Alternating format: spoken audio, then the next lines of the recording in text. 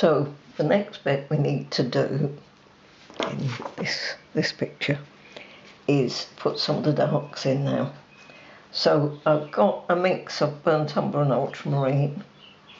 I'm going to start actually over in the building, and the building has things like a line of dark along its top edge. So this is with a fine brush line along its top. This end of the building is dark, and then there are some lines of structure within this. You can look more carefully and just do this more easily than me. Just a few lines and texture. I can put some texture on later when that's dry. I've done it relatively pale for the moment because I can always put extra on after.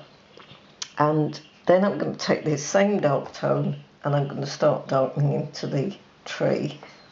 So we've got the dark on the trunk, but we've also got dark little bits of leaf in silhouette. There's another branch there, but again, there's little bits of leaf. There's little patches of light on some of that trunk, so I'm leaving them. This mix has been made up quite darkly,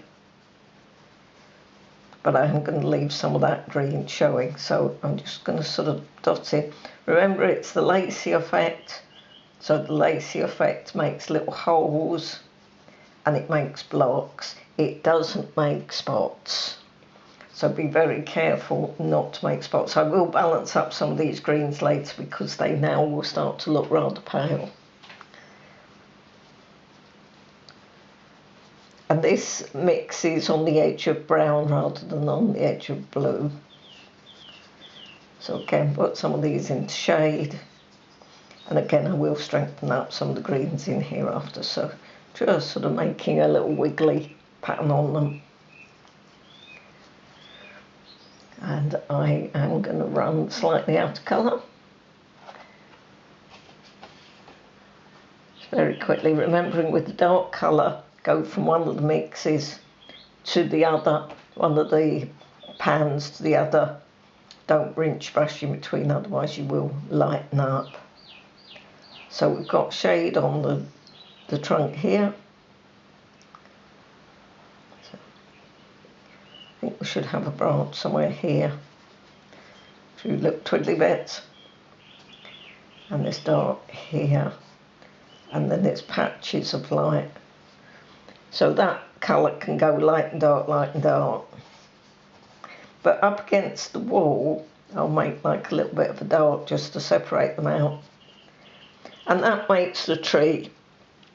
I will enhance the greens. You notice I've left the background really pale for the moment because I'm going to establish my darks. And then that will tell me how dark to do the rest of it. And then we can start putting more of this shadow over this wall, but we can also go around some of the stones. I've probably done the wrong bit doing that bit there, as I'm now going to put my hand here. Might swap to that smaller brush.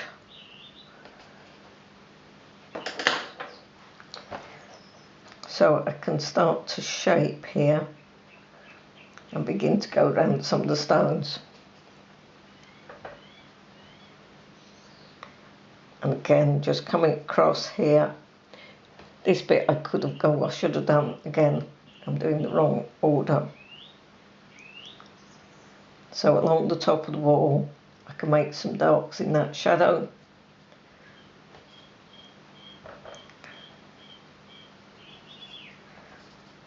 And some of that might go slightly darker. And that will begin to really bring this wall out. So some of these shadows coming down, coming across the greenery and across the path again. And maybe better doing some of the wall later on. So if I just do some little bits in here, and little bits in here, and little bits in here. I'm not going to do it dark in the distance.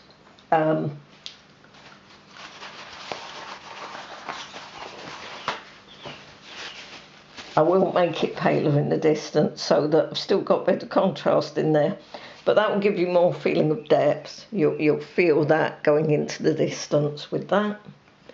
And then again on this side, we're going to darken up along, sorry, that's a big blob, under the edge. So we really want that darkest bit nearest here.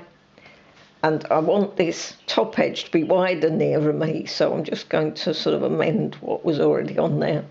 Make some dark lines going across the top. That'll give you the feeling. And I'm just going to use my brush to get rid of that over dark bit there. You might find in one or two places you have to go outline the top of that wall, but you can see now how that's really beginning to come into focus. And I can then go down the wall and make some of the stones in here. I'm running out of colour again.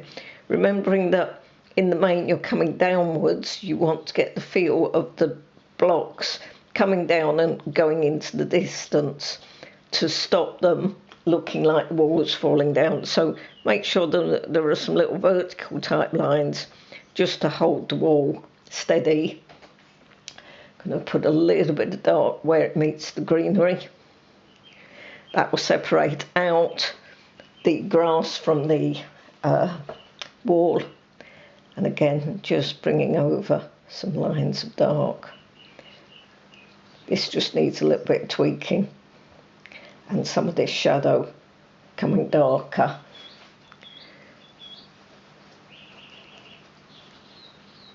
And you can see how immediately, without actually doing much, that green area, you can now see that shadow working here. So this is now bringing in the contrast we need to be able to balance out what's in the background. And that's your next bit.